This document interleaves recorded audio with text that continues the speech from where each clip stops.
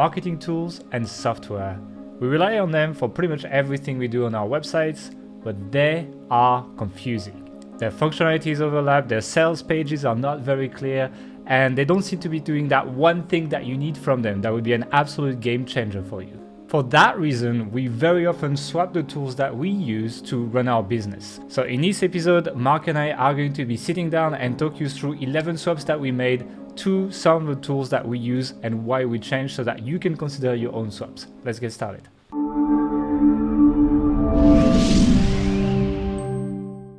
Hey everyone, welcome back to the podcast. The flamingo is back and the proper intros and outros are back as well.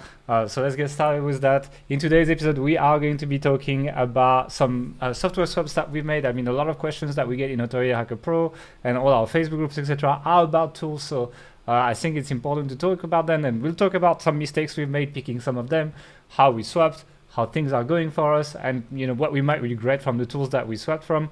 But before that, I have to ask Mark how it's going. So let's do that. How's it going, Mark? It's going good as always. I'm sure everyone knows this by now, but I just wanted to add to that this isn't an episode to kind of like hate on tools because they necessarily we're gonna make friends. Did bad things or whatever. Like a lot of these tools we're mentioning are really, really good. They're just not specifically what we need for our specific set of requirements, the way we like to do things. And I guess it's more a discussion about the evolution of choosing tools and software and how that changes over time in your business. Because whatever you start with, even if you follow our advice, as your business grows, you will have changing needs and things will change. So you have to kind of have a bit of flexibility. But I hope that this podcast will also give you some insight into how difficult it can be to migrate from one tool to another sometimes, and also on how to make those decisions as well. Yeah, it's like I was actually going through a lot of these tools, and I was like, would I use it again? Like, it's one of the questions I asked myself on like a lot of them, and honestly, for about half of them, I said like, yep, I would probably use it again, like for smaller projects. So like very often we just upgrade, like we take the next level with like more functionalities, etc. But on some, like for example, we'll talk about WP Rocket at some point, right? And then we have upgraded to something called Nitro Pack, which is better, but it's a lot more expensive. And like on a basic site that we're just starting out for, I don't think it's worth the expense. And WP Rocket is perfect for that niche. I'm really happy with that, and I still use it. But like for sites that have like dozens of marketing pixels and a lot of analytics scripts and stuff like that, and where we're generating a good amount of money, then I'm happy to spend more on something like NitroPack. So yeah, it's not like, I just want to say that too, especially if there's some tool owners that will be like listening to this, etc. We're not hating on your tools. It's just sometimes it's like we found a better alternative, and we want to talk about that because I feel a lot of people never really consider their tools, or like when they really like entrenched in one tool, they don't swap it. But very often swapping a tool can make a massive difference in your business. I'm thinking like shopping carts, for example, like adding abilities to do upsells and things like that. You can really make a lot more money, tracking better, understanding better what's making sales. All these things can really make you a lot of money and can be a leap forward as much as gaining new rankings and other stuff. It's basically improving your technology, except like you just pay a third party to take care of that, which is quite important in our business. But before, like, let's stop teasing people. One more tease actually. There is a subscribe button if you're on YouTube. Go and click on that. Subscribe as well. Click on the bell. Smash that like button.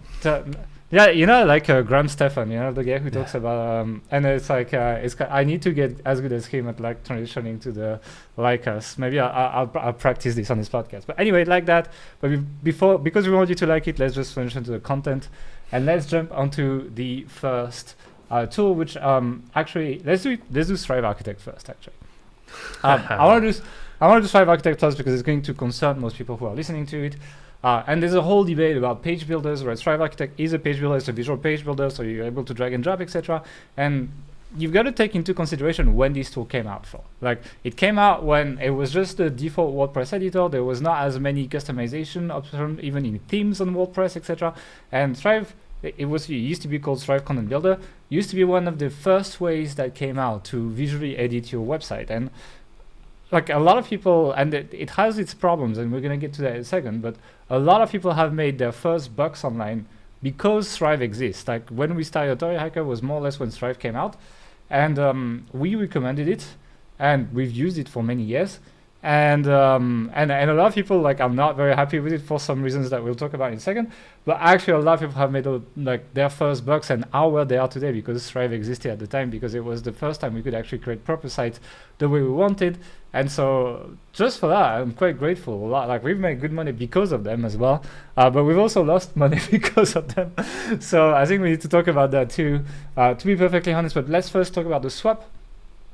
We swapped Strive Architect with Elementor, and the thing is, like when we swapped to Elementor, we used it like we used to use Strive Architect, which is creating every single page with it. But ever since then, Gutenberg came out, which is essentially the new WordPress editor. And I know a lot of people hate on it as well, but we actually like it. And we pretty much all the WordPress content for posts and pages that we try to rank on Google these days is actually put on Gutenberg. And we use Elementor for the theme building abilities. So making our headers, making our footers, making the post layout. We use advanced custom fields to create custom layouts for reviews and stuff like that. So we use Elementor a bit differently than you would use a basic page. You know, I've seen, you said a lot of people hating on Gutenberg. I have not seen many people hating on Gutenberg lately. I've seen a lot of people saying, oh yeah, Gutenberg's amazing, you don't need Elementor or anything. We don't hang out in the same places. Well, maybe not. But I just remember when Gutenberg came out, everybody was like, this is terrible. I'm installing the WordPress Classic plugin. But now, I don't see people doing that. It's good. Honestly, I like it's kind of the compromise. It's like it's still simple enough, so it doesn't really blow your code too much. Obviously, if you add, columns and stuff like that, well, you have to add divs to your code. It's just the way it's built, even if you build it in normal HTML. So there is a degree of bloat that people will call if you add custom formatting, which is normal because it was the same way in HTML. But like a lot of SEOs don't really understand how things normally work and then just complain about it for page speed. So yeah, it's like, but if you keep a simple page, it keeps the code pretty okay. And some code that you might see in the code editor in Gutenberg actually does not show up in the source code of the page. So you've got to be a little bit careful. So for example, they put some tags, they put like a Gutenberg paragraph and then at the end as well, etc. These don't show up in the source code, but people look at that and they're like, oh, it's bloating the code, etc. So it's not too bad. It's not perfect, but it's not too bad. And I think I quite like it. We build most of our pages with it, and I don't feel handicapped like I used to feel handicapped with the classic WordPress editor, which is a massive step forward. And I think if they progress it even more, it's like we will use that for pretty much most of the content that we use. Let's talk about why we switch from Strive though, because when we switched from Strive, actually there was no Gutenberg. We switched from Strive to Elementor, and there was still only the WordPress classic editor, which was not the best to create content. And the reason we switched from Strive is we liked the idea behind the plugin. It was probably one of the first tools that came out that, as I said, that allowed you to do visual drag and drop. It was completely revolutionary in that regard, yeah. But it was inconsistent. So sometimes you would see something in the editor, you would like render the page and it would just not look the same. And it was buggy as well. You would the options would you would click on something, you would not trigger it, or if you triggered an option, then it deactivated the other one for whatever reason or something. One time we did a launch for Edge Pro, and because of glitches with it, the page was completely white for some versions of Safari, for example. People could literally not open the page, which was extremely annoying. And we've had several occasions where we had bugs, etc. And so at that point, we didn't really know where we were going, but we were willing to take the hit of not dealing with that inconsistency anymore. And we switched to Elementor. That was pretty new at the time, and that honestly was less feature heavy than Strive was at the time. And it was lighter, which is kind of funny because now Elementor tends to have more features and actually, let's be honest, get a little bit heavier than it used to be. Again, depends on what you put on your page. If you put every element from Elementor, it gets heavy. If you put a simple page together, it's not too bad.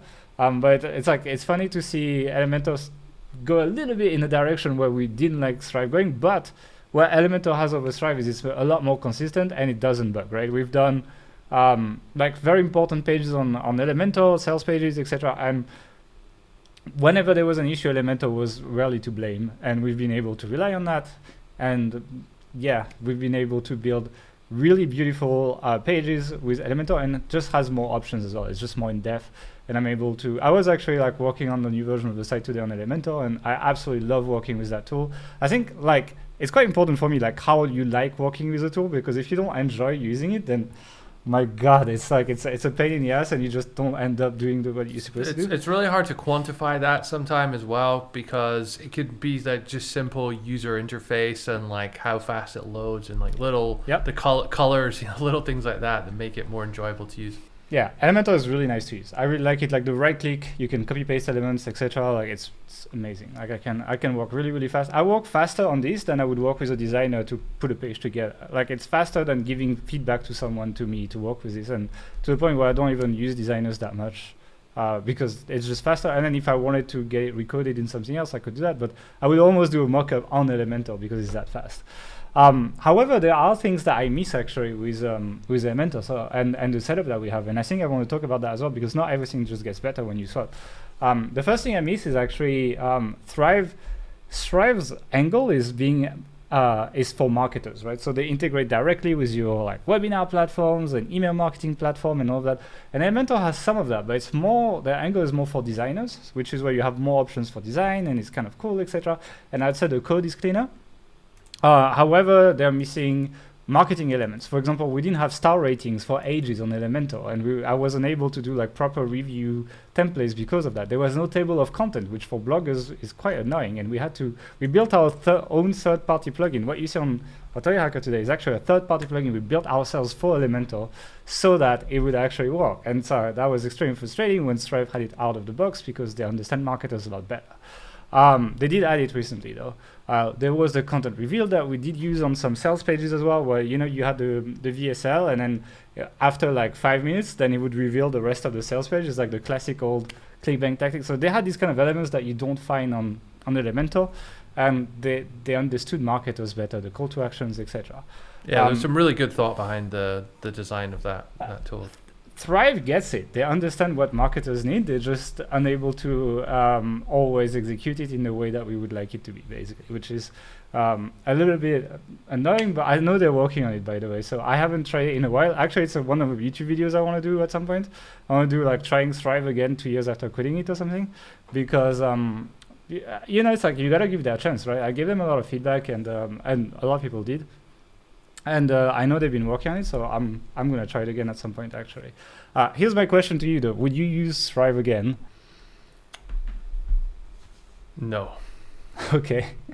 Any justification? I just fundamentally didn't like using that tool. It didn't click with me, the user interface. It was always what I would see on the design versus what I've seen in the finished web page was always different. It seemed to just be like horrendous with responsiveness. It got better later on, but I think in the early days, like every single site that used Thrive kind of started to look the same after a while. And that was true for most page builders at that time, though. Like, you got to contextualize. So it's like I wouldn't blame them for that. At some point, basically, page builders started with just like elements that you can barely customize, just change a few colors, and that's it. And now it's what we know, which is you can pretty much build anything with them. Not everything exactly, but like 95% of sites you could build. I think I wouldn't. I mean, again, I would like to try it again. I haven't tried it in a while, but I'm just happy with our setup right now, and I tend to go for as simple as possible when we build sites now, which means that I'm trying to clean up the code of the site. Because for things like feature snippet, for example, the quality of the code on your page is quite important. And which is why I'm actually even kicking out Elementor from the main content area. I'm letting Elementor handle, the design of the site, what's around, but the main content area, I'm sticking to WordPress so that we actually get cleaner code there, and Google can scrape it, and we can get the feature snippets. So for that reason, I would probably not do it, but I would probably not do that for most page builders in my content area. So to be fair, it's not just them. Let's jump onto the next tool. Let's talk about, and we're going to jump on Thrive Leads because we used to use that as well. We've got hundreds of thousands of emails with Thrive Leads. And because we've jumped out of Thrive, basically, we replaced it with Opt-in Monster. For different reasons. Honestly, Thrive Leads is the best product that Thrive makes, I believe, in terms of quality of how well it's made. Because the alternative, which is Opt-in Monster or like some other ones, cost so much more money and don't even have all the features that Thrive Leads has. Like the A/B testing in Thrive Leads is by far the best, like the system is by far the best there is on any plugin like that. The fact that you could put custom links and people clicked on the link and then they wouldn't see your pop-up, or they would see a different pop-up, so you could like flag them, etc. when you send people through social media, through email, etc. and you could like get more opt-ins. Even the expensive plugins like don't really do that really well. So it's probably the Thrive plugin I miss the most. That was great. However, it was also inefficient in the code, and like it was slowing down the website a lot, like really a lot. And like, you know, if you try to open the report for the leads, etc., it would literally crash your site sometimes because it would like query the database. So that was pretty bad. Actually, I had the podcast with Matthew Woodward, right? And we talked about that. And he said that when he switched with the same design from Thrive Leads to Opt-in Monster, his opt-in rate almost doubled, just because of the performance issues. So that is the main thing. But the thing is, like, my answer to would I use this tool or not is different, because 100% I would use Thrive Leads again. Exactly. Sure. It's like, that's right. It's great. It's a great tool. And if you don't like, if you're like just starting a new site and you want to build an email list, and like, I don't want to pay monthly like $29, $39, $49 for that. I want to buy a plugin. I think it's $67. Thrive Leads one-off. And it's like, for that, it's great. And like, to build your list to like, you know, 10 to 50,000, 10 to 20,000, maybe it's 50,000. I would try before that, but 10 to 20,000 subscribers. Like when you're starting off, I would take that toll on the resources, and I would try to rely on a CDN, etc., to like help with the page feed, and I would use Thrive Leads because the A/B testing, etc., would allow me to build my list so much faster that I would accept the cost if I'm on a budget and I'm not willing to pay a monthly fee, which every better alternative will charge you monthly. So yeah, it's like I'm not as hard with Thrive Leads as I am with Thrive Architect, actually, because the competitors are not nearly as good. Anything else you want to say on Thrive Leads? Oh, by the way, the builder as well, like how you create your pop-ups or your call to actions, etc., is 1,000,000 times better on Thrive Leads than it is on Opt-in Monster. It's pretty bad on Opt-in Monster. So it's like, Opt-in Monster is something that is less convenient that you swap for when you're like reaching a certain scale, because for the end user it's better, and that you like gain like and this page speed, etc., which is great when you're big enough, but when you're not big enough, then it's not worth the trade-off. You'd rather just execute fast, etc. But yeah, the builder is way better. The only better page pop-up builder that exists is actually Elementor, but the problem with Elementor is they have zero analytics. So you can build a pop-up, but like you have no freaking idea where people come from. You can just put them in different lists, I guess, but it becomes messy because nobody uses lists now. Everyone uses tags and so on. So Elementor is just like, you can create beautiful pop-ups and you have no freaking idea if they're working. So yeah, I would use Thrive Leads on a new site that focuses on building a list, and I don't want to pay for Opt-in Monster for that site. No, I mean, I think it's a fantastic tool, Thrive Leads. I would 100% use it again.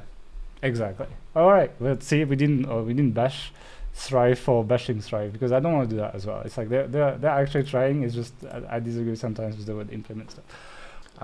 Next is Basecamp, Trello. So, I mean, Trello was really popular a couple years ago. I mean, people still use it to a certain extent. Basecamp's probably the most popular or the most widely used like organization task management thing for teams. I love the user interface of Basecamp. It's so simple. We used to use it a lot in our agency business for like organizing stuff, organizing projects. We had clients on there and stuff, and the communication, it was nice. We used Trello for a lot of our editorial processes initially, for kind of ordering content and like scaling up production. So when we had like different writers and editors and publishers and all that kind of stuff. It just got to the stage where it was a little bit cluttered, I think is the right word. And it kind of started showing its limitations. Asana, on the other hand, I think it's actually produced by one of the guys that started Facebook. Facebook, yeah. Yeah. Dustin Moskovitz or something, I think.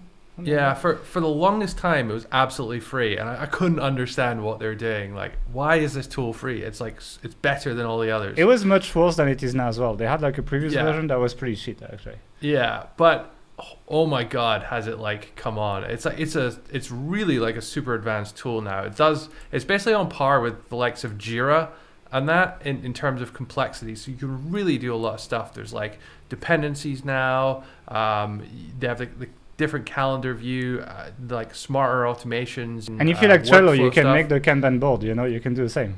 Yeah. So Asana is just, it's what we use for task management throughout the team. It's what we use for building like editorial processes. We have a blueprint in AH Pro about showing exactly how we do it if you're a member and you want to check that out. But it's just, it's so much better. Like the custom fields that they added as well, it allows you to do so many different things. You have a news feed, there's as many nested tasks, like subtopics, subtasks. Unlimited nested task is amazing because like basically like in real life what happens is like you give me a task like, hey, can you take care of this on the page? And I'm like, well, to take care of this I need a designer to do this.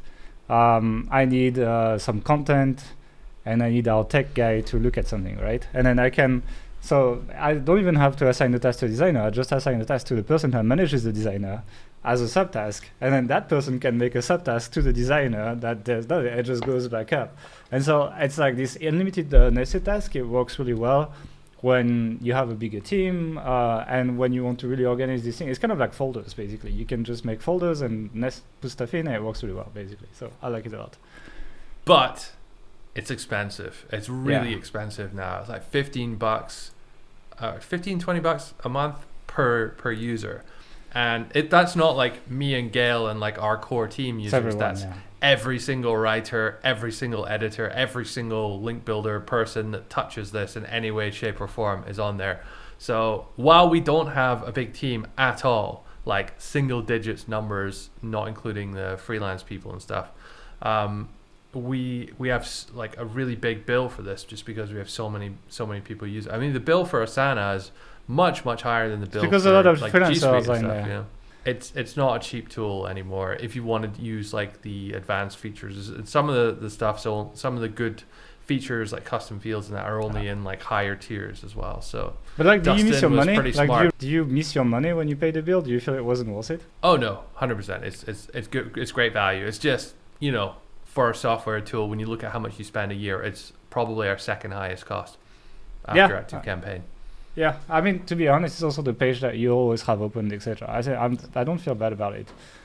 It's still a low cost of running business. I mean, $15 per employee. Like when you have an office, how much do you spend per employee? Exactly. Right? Yeah. So I think this is the best, like the swap for the office cost. Because if you had an office, then I mean you might still have that system, but like, you know what I mean? It's like, it's the infrastructure basically.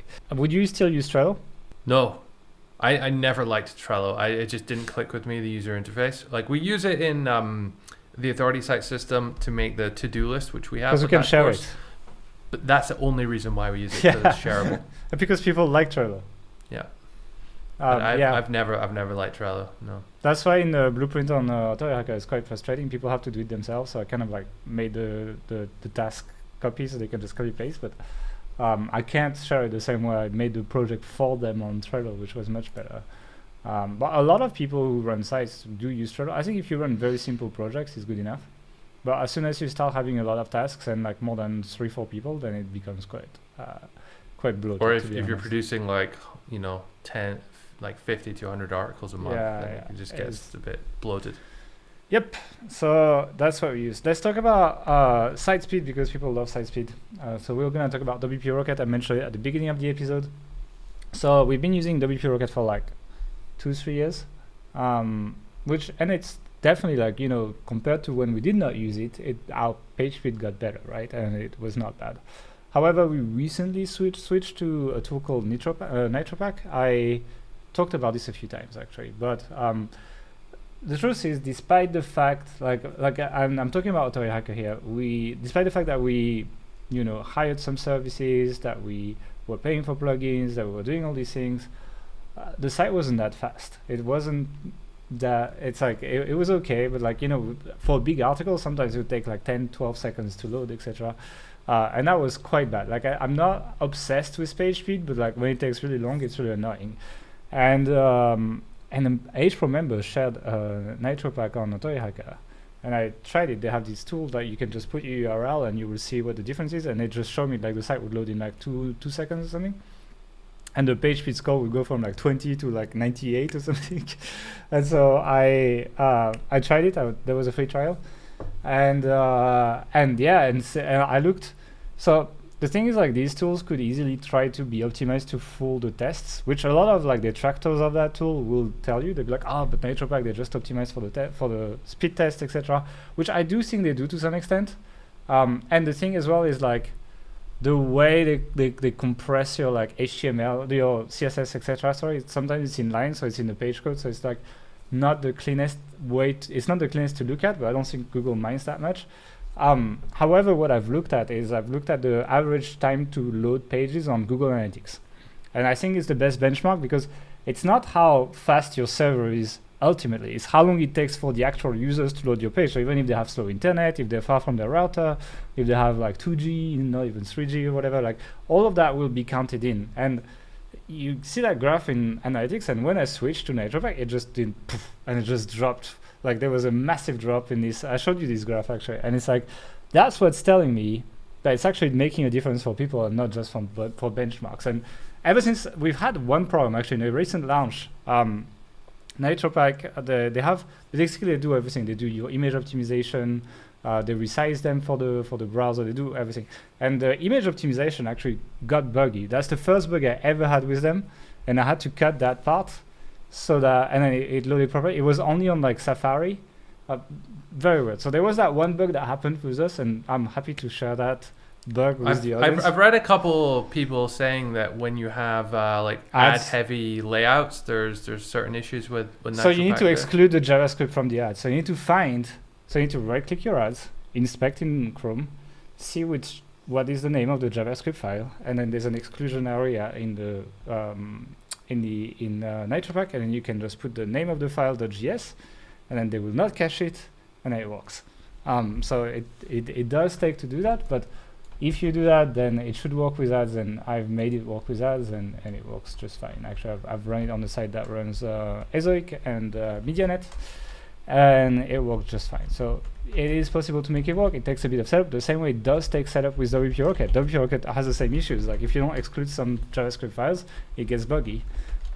So that is basically what it does. It works really well for us, and it's like you don't have to think about anything. You set it up, and they re-optimize your pages all the time, which is quite nice.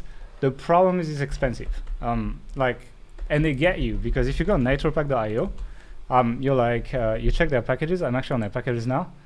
And you're like, the cheapest one is $23 per month if you pay yearly. And you're like, okay, it's not that bad. It's 23 euros, I guess maybe $25 or something. The problem is they get you because they only give you 1 gigabyte of resource storage, which includes your images. So it works for really tiny sites, but if not, then you need to upgrade to the next one, which is basically $49 a month for the unlimited storage of your resources. So most people will need the $49 a month, which is definitely not cheap. So again, I mentioned that at the beginning of the episode, I don't use that on every site that we have. If it's a small site, like $49 a month, I don't think it's worth the money. I think something like WP Rocket, when there's less plugins, when the site is not complicated in the first place, then I'm happy to WP Rocket is like $49 a year or something. So it's a much better value for money, but as soon as the site gets serious, NiturePack, and then I just get better page speed, and I don't have to think about it. I can focus on content and links instead of focusing on page speed. And when I check on like Surfer or something, I beat most sites in page speed, so that works pretty well for us. Yeah, next one is ZenCaster. So we used to use ZenCaster to record our podcast. It's a very, very nice tool for doing audio podcasts, especially with guests, because you can give them a single link, anyone can join. They don't need to download any tool. You have all the standard audio options and recording capabilities.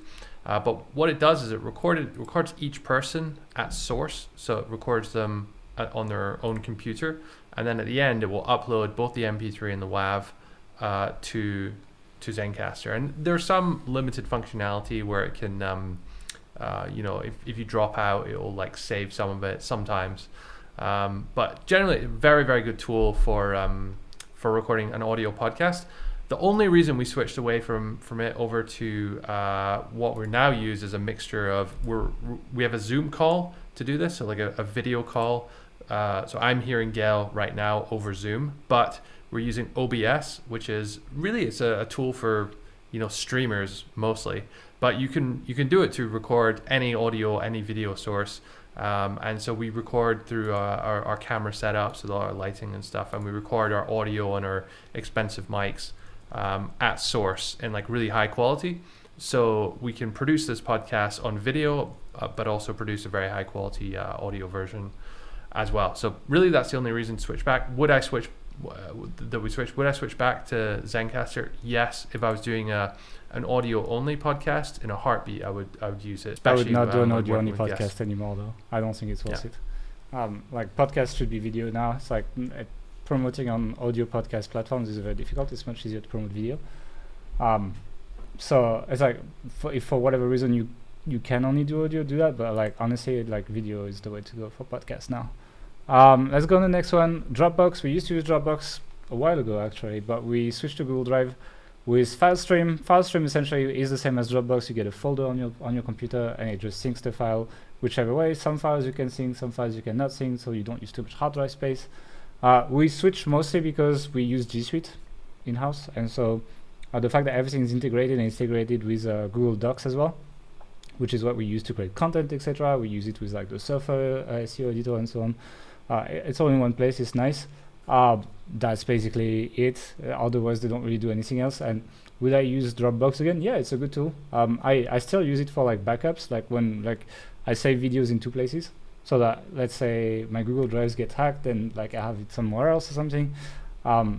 Yeah, that's basically it. The Dropbox, it's an okay tool, but I prefer Google Suite because it's better value for money as well, and it's on purpose, I think. It's just super nice having it all, like, because we use Google Docs, Google Drive, G Suite, just having everything in the Google ecosystem is nice, and everything tends to work quite well with each other. Although it was difficult when we did the migration from one G Suite to the other, and accidentally deleted our YouTube account once. Which is why we still have half the subscribers we used to have them, despite all our efforts to actually create content for YouTube. Whoops. Go ahead. Next one. I honestly can't believe I'm saying this, but we used to use, for about 5 years, we used Skype as our primary method of communicating. We had 30 people in our company using just their own Skype accounts and like various group chats, and like various like horrendous video quality, audio quality calls. It was impossible to search, impossible to find anything. So like a lot of people don't know that Skype originally, it was kind of pioneering a way. It used peer-to-peer technology, which is great if you both have amazing video connections, but like the more complexity and the more randomness you kind of add into that, and the more often you use it, the more you'll see that Skype kind of sucks a bit with video quality and audio quality. When Microsoft bought it, they took quite a few years, I think, to move it over to like their own servers, and so like it did eventually improve video quality. But now, in this pandemic which we're in, you don't hear anyone talking about, oh, let's Skype. Everyone's like, oh, let's Zoom now. That's the new verb. We do use Zoom a bit, but primarily we use Slack for, as many companies do. Slack is a bit shitty for the calls though. Like it drops off a lot more than Zoom. We had so about 6 months, a year ago, we had real problems with Slack, and we stopped using Slack for calls. It was fine for me. It was just Kale and one other person that just could not get it to work consistently. But we actually did our first Slack call today. Actually, and it worked really well. I was like, let's try it. Maybe we'll have to try it again. Maybe they've actually fixed it. Yeah, but we've been using the meet.google.com, which is essentially a Hangout for Google Suite. And it works really well. For me, it's the best call. It's pretty much the best call service out there. If you're using G Suite, use that to call your team. You know what it does? Like you get these micro drops of connection sometimes. Like you just get disconnected for half a second or something. And a tool like Slack will just disconnect you. And it was just like, you will drop off the call. It's annoying. Whereas Google just catches back you up in there and rejoins you pretty much instantly. And so what it does is your voice gets a bit shitty, etc. But you stay in the call and you don't have to rejoin and refight for it, etc. Works really well. I think Google is actually the leader in terms of quality for that. I'm very surprised people use Zoom, but I think it's because they don't know about it. So I like and you don't need to download anything for it either. It's in browser. It's all browser based. It's amazing. But yeah, Slack I love Slack. All the channels you can have in there. We have like feeds of like a new customer support query, a new sale comes in. We have channels for that. You can just like organize your company much easier. Especially with like guests and stuff as well. So let's jump on the next tool though, and that's gonna be Photoshop. We used to use Photoshop, I remember, to do our featured images, to do all that, etc. Which, I mean, now we have a designer, but like I still like occasionally jump on like some images or whatever, just to like for quick marketing stuff. And kind of like the combo we use now is we use Canva for a lot of the marketing stuff. Canva is really good now. Can't remember how much we pay per month. Like we have the Pro, which you get like more than 60 million stock images with it as well. So you pay and you get stock images plus a really good editor for like if you're not good with Photoshop, you've never learned, etc. Canva is what you should use. It's very easy, and the templates make it really fast to do stuff. And on the desktop end, I use a Mac, and I use a tool called Pixelmator Pro, which you pay one-off on the App Store, and it actually it's really good. It's like it works even like on the MacBook Air really fast, etc. And you can still do things like resize images, add some text, do all that stuff, etc. And you don't end up paying a membership like you would pay on Photoshop. So the thing with Canva is you go in and like even if you don't have any sort of design experience, you kind of know how to use it. Whereas you go into Photoshop and it's just like, what the fuck is going on here? What he means is he can do something on Canva. You need like a degree in graphical design in order to use Photoshop. It's that complicated. So even Mark can use Canva, so you can too. So yeah, so basically, yeah, Photoshop was very complicated. It's expensive. I like the simplicity on Canva. I like the speed. I can just go and get something out really quick. I have my templates. We have like, for example, we have I'm going to plug it now. We have a secondary YouTube channel for this podcast where we actually put the clips, like the best bits of it. We actually upload them. So if you want to check that out, it's called Authority Hacker Clips. You can just search that on YouTube and subscribe there, and you get just the best clips of this podcast if you don't have time to listen to the whole thing. And for the thumbnails for that, we have a template in Canva, and we roll out like 20 thumbnails an hour or something. Like it's really fast, and I like that. For like secondary graphics, etc., it's perfect. I'm missing absolutely nothing from Photoshop. Would I use Photoshop again? Probably not. Pixelmator Pro is actually quite in depth if I want to do some stuff, and it's much cheaper. Affinity Photo is also good if you use Windows. And Canva is great for site illustrations. Honestly, you could just use Canva and that'd be enough for most cases. So that's what I would recommend you use. The next one is Membermass. So we initially, when we launched our Authority Hacker Pro, it was a membership. So we're looking for a membership plugin, and we found Membermass. I'd say it's more than a membership plugin. It says checkout and everything, yeah. Yeah, it's not. It's kind of like a one-stop shop for if you have a WordPress site and you want to have, if you want to sell info products or have a membership on there, this will like kind of do everything. This was in the day, before Teachable and Thinkific and these kind of like very high-profile, like lovely UI ones. So going back to like 2014, 15 when we first started looking at it, and to be honest, we put a lot of business through Membermass. It worked. It helped us get off the ground. It was like a one single place that like just everything around the customer, their payments, what they were doing, their access, the user control, so you could stop like random people seeing your private content and restrict it, and you could do rebuilds, and it was good. It was fit for purpose. The problem is it's kind of like an automatic car. You just get in and it works, and for the most part it's fine. But whenever you want to make like some like fine tuning, or you want to like do something which is like a little bit different from what the creator had envisaged, then it was useless. You couldn't do it. You couldn't exercise that fine control. So what we use now is we actually use three things that replace it. So LearnDash, which is an LMS, learning management system. We use ThriveCart, which is our shopping cart, which we use nothing for to do with checking out. Thrive themes. Yeah, not related to Thrive themes, Thrive Architect, anything like that. And then Memberium, which controls access to users. And to be honest, ActiveCampaign also is a big part of this, because we use a lot of like tag-based systems for controlling access. So it's essentially four tools that we use to replace the membership is ActiveCampaign, so it's based on the tags from ActiveCampaign. So the shopping cart puts the tag on the email system. The email system is checked to give access to people from the membership plugin. What I like about Membermass though is it starts at $20 a month. So if you want to start an info product company, it's really cheap. And actually, the shopping cart is surprisingly good. It works with Elementor, for example, as well. So you can create like quite nice looking shopping carts, etc. Like the stock shopping cart is not good, or it wasn't good 3 years ago. But you can edit it quite easily, and it loads quite it's nice. Just shortcuts. So it's like you can do something quite good for $20 a month. And I think, again, I was always asking myself, would I use this again? Yes, I would. If I was starting a new membership and it's not making any money or whatever, like absolutely, it's actually quite decent.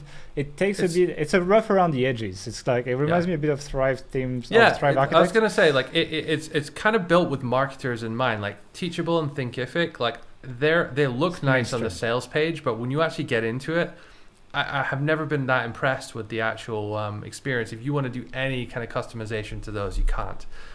If you want to customize Membermass, you can in a way, to an extent at least. So yeah, it's a pretty good company. If you're studying courses, it's actually, I would probably do that. I like WordPress. I like building on WordPress. I would do that. And you can actually use it with Landash. You can use them together, and it's pretty cheap together. It's like, compared to paying monthly for something like Thinkific or Teachable, it's much cheaper, and you will have much more control together with something like Elementor. Holy shit, you can do pretty much anything.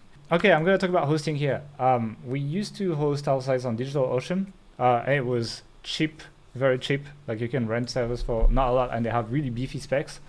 The problem is these servers are not really made to run for WordPress, so you cannot need to customize everything yourself. I need to do it through the console and stuff. It's very hacky, and there's basically zero customer service.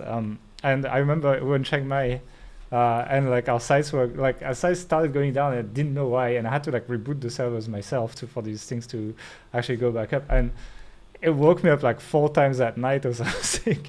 And I had to like go and like turn my computer on and like reboot and everything, and I was like, fuck that, not worth the hassle. I need something else. Honestly, it was me also not being a proper sysadmin, and therefore if you're a sysadmin, like DigitalOcean is great and it's great value. But if you're not like a tech whiz, then I would not recommend it for these reasons, because when you take a normal host or like something that essentially a managed host, they do that for you. And we switched to Kinta, which is quite expensive. However, the support has been freaking amazing. Like I'll tell you the story from literally yesterday, right? So yesterday we closed the launch from HPro, so we're recording this the day after. And the site started going down. Like someone was working on the site, it's like, hey, I can't use the site. And I go on the site, it's like down. And I'm like, oh god, what's happening? And I had to go for a meeting, and I'm like, guys, I go to the chat on Kinta. I'm like, guys, can you please look at this? I have absolutely no time to do that. I need to get out. Please take care of this. Do whatever it takes to bring the site up. To which they did. And then when I came back, the site was back up, and they realized it was a DDoS attack, because I guess we have friends that really love us and decide to DDoS our website. And they blocked all the IPs that did that, and the site was back up and running, and everything was fine. So that's the level of service we get with Kinta. It's not cheap. We spend several $100s per month just for like a few sites, so it's quite expensive. But it's hosted on Google servers as well, so it's quite fast. You get a CDN built in, and you get the staging that works really well as well. You can one-click push it to live, which we do a lot of like site changes that way and so on. What you're paying for with Kinta is the support, and it is like one of, if not the best support of any tool I've ever seen.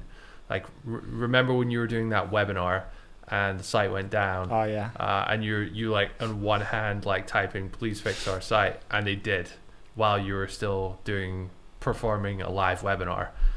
They were able to like turn off a plugin which was like doing a scheduled maintenance or update or something like that. Yeah, so it's like you essentially pay for a service, like a real service. And that's why it's really expensive. And together with hosting on Google Cloud servers, which are really quite expensive to rent. And you can check a service like Cloudways, for example, which doesn't have the same level of support, but they allow you to host on Google Cloud. It's so much more expensive than everything else, which is probably what you pay for that. However, there's a few things that annoy me with Kinta. The first one is the number of PHP workers you get for your site, which is essentially the number of threads that the machine can run at the same time. So you need quite a few of them if your site is complicated, basically, and they don't give you a lot. We actually realized that we didn't have enough yesterday. And the storage space as well. Like you don't get a lot of storage space. We actually pay extra for storage space because we have like large media libraries and so on. And it's a bit annoying, but actually it's not really their fault. It's Google really charging an absolute ton for storage space on Google Cloud. But if you're going to be on Google Cloud, it's going to cost you a lot for storage space, because it's kind of what's annoying. It's expensive, but again, it's kind of like NitroPack, right? It's like I put Kinsta together with NitroPack. Yeah, it's expensive. Basically together it's like quite a bit of money, but honestly, I don't focus on this at all. I can focus on content, marketing, links, and that kind of stuff, and actually moving the needle. I make the money that it costs, basically, rather than fight with the tech. So that's why I quite like it, and I have no regrets. Would I use DigitalOcean? No, I would not. However, if I wanted to run something on a chip, on a high-performance servers, I would probably use something like Cloudways. It doesn't have the same level of support as Kinsta, but it's much cheaper. So maybe you can start there, and then when you are doing a lot of money, then you can switch to something a bit more expensive like Kinsta. The next one is Crisp. That's crisp.chat is the URL, and this was a support tool which we used for maybe 1 to 2 years. It was an AppSumo deal which we picked up, so I think we got like a really cheap, it might even have been a lifetime offer. Primarily it's a live chat tool, but essentially it works. It gets messages in from email, from Facebook, and you can have multiple people sort of respond. And it's just basically not a very good tool. They built like a really nice chat, so you can like take over people's screen and like help them out and all sorts of stuff. So that part is great, but the rest of it, as is the case with, unfortunately, many tools which you find on AppSumo, not all of them, but many, it's just not very well executed. And there was just ridiculous things like if I went in and viewed, not reacted, but like viewed a ticket that came in, I would open it and it would like mark it as read and like move it to the bottom of the pile. So like the next support person on a different account logging in wouldn't see it like near the top, and just like little things like that. It was not a good tool. We looked around quite a lot at the other options, and we migrated over to HelpScout, which has been an absolute game changer for us in terms of support. It used to take us days to get back to respond to queries, and loads would get lost, and like all these kind of stuff was horrendous. But if you're a customer of Authority Hacker and you email our support, you will get an answer on average within about 4 hours during business hours, which is pretty good for such a small company such as us. HelpScout, absolutely amazing. Really happy with all the data and analytics it gives you. Just it's one of those things like the user interface is just absolutely on point. There's really cool automations you can build in there. Integrates really nicely with Zapier and a bunch of other things. And yeah, just all in all, if you have any kind of customer support to do, I would highly recommend it. There was one other tool which is big in support. I forget what it's called. Like Zendesk. Yeah. HelpScout's much cheaper than Zendesk. So that's why we chose it. Yeah, I think it's good for like info products. If you're like selling info products or courses or something like that, it works very well actually. And no, I would never use Crisp again. Okay, do you want to do ClearBooks?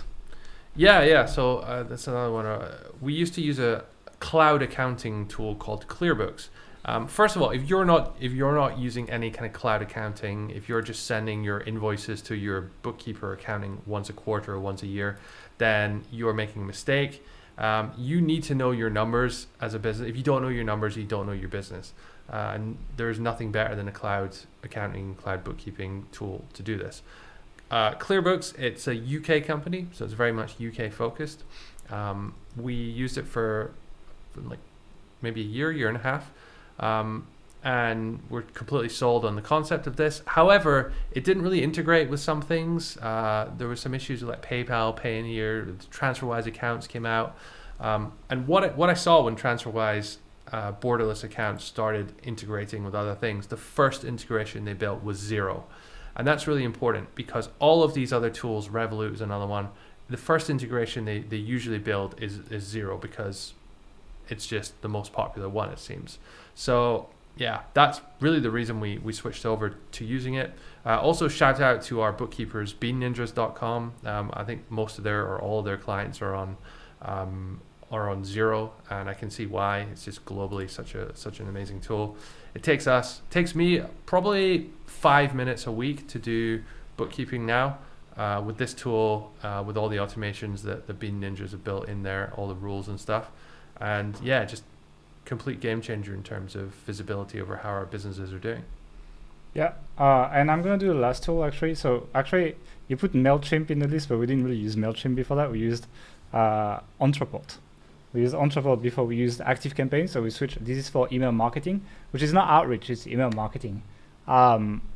And we switched because Ontraport had pretty bad deliverability and was extremely complex, and maybe even too complex for us at the time as well. I think there was a part of us not being ready for the tool as well, as much.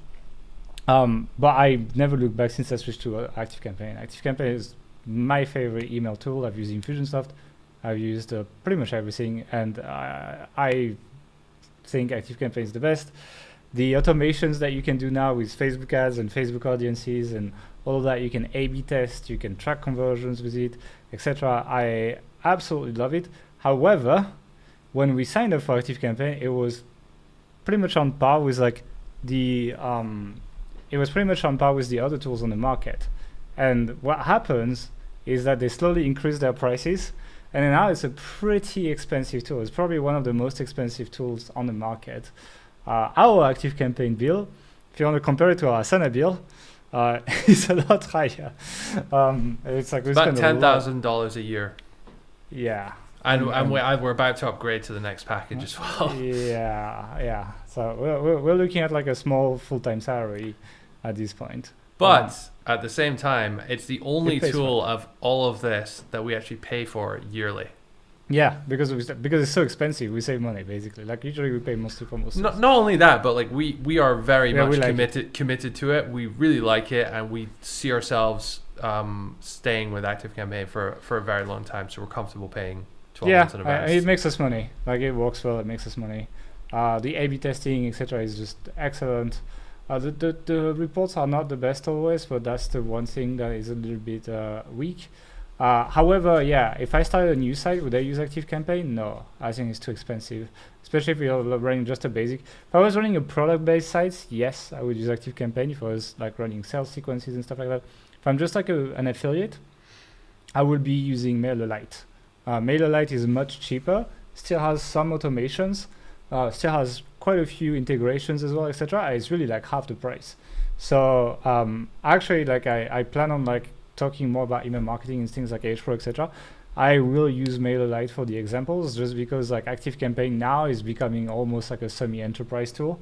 So I don't think most site builders need to invest this much money unless they're running heavy product-based businesses. If you're a pure affiliate, then I would say MailerLite is a better option. So yeah, would I? But otherwise, yeah, I love ActiveCampaign. I think it's probably one of the best put together tools that we have. That's it for the list. Anything else? There's one more. As we were doing this, I thought I'd put an honorable mention in there for Yoast SEO. So Yoast SEO is a SEO plugin. Helps you do a bunch of like on-page SEO stuff, meta descriptions, all that kind of fun stuff. We used to use it. We switched away from it. There's a number of problems actually with it a while back. I can't remember exactly what the issue was though. Was it like causing? They indexed the media pages, so like the pages with your, and then it just created like thousands of pages on your site, and it made your site look super thin, and a lot of people lost their rankings. Yeah, so pretty catastrophic. And I've also just saw today on Facebook someone posting something about something else they apparently just did recently as well. So it seems like that move was a good. Yeah, no regrets. We moved to SEO Press. SEO Press is good, but RankMass is also really good and free for now. So I would say like we use SEO Press now, but if I start a brand new site, then I would probably use RankMass at this point, just because it does almost the same thing. Not exactly. It's not as good. I still prefer SEO Press, but for the price, I think RankMass is better value. So I would. It's just like I don't want to change on existing sites at this point, and we have a lifetime license for SEO price, so that's why. But yeah, if we reshoot stuff, then I'm gonna use Membermass actually. So that's basically it for the tools, guys. I hope you enjoyed it. I hope that will make you consider your tool swaps, and that you enjoyed this episode. If you did, don't forget to like this video, to subscribe below, and you can also subscribe to the audio podcast if you want to listen to it and not be on YouTube. It is going to be on Spotify, on Google Podcast, on Apple Podcast, and on SoundCloud. And also, I mentioned it earlier, but you can search Authority Hacker clips on YouTube and you will find the best moments of the podcast if you don't have time to watch like a really long episode, which is another place where you can find this content. So we hope you enjoyed it. We will see you next week. Have a good week, be safe, and see you later.